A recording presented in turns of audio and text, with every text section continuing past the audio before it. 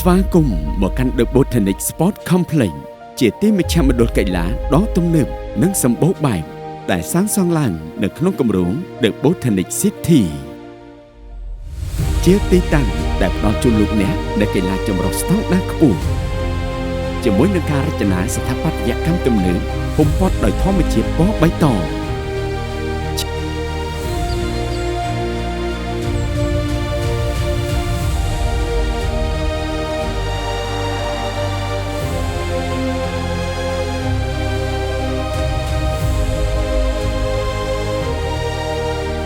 ទៀនចូលមកភ្លាមលោកអ្នកនឹងទទួលស្វាគមន៍ដោយភាពកក់ក្ដៅ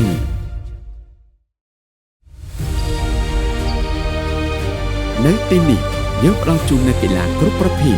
រួមមានតារាងបាល់ទះតារាងវាយសី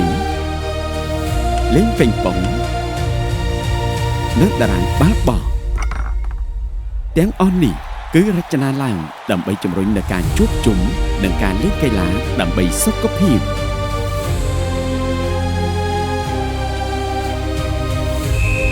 ទីលានបាល់ទាត់ជាបេះដូងនៃ The Botanic Sport Complex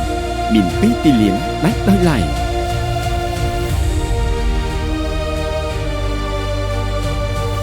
ទោះជាការប្រកួតខ្នាតធំឬតូចយើងយល់ច្បាស់ពីតម្រូវការរបស់លោកអ្នក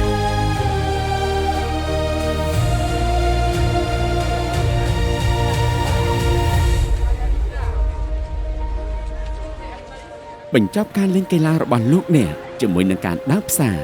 សម្រាកលំហែញ៉ាំកាហ្វេជាមួយនឹងមនុស្សជាទីស្រឡាញ់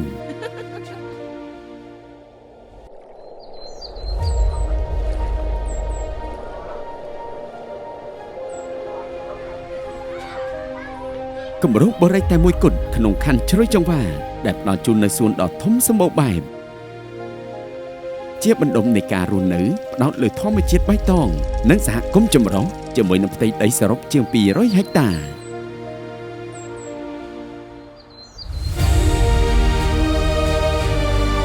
គម្រោង The Botanic Sport Complex ស្ថិតក្នុងគម្រោងមេ The Botanic City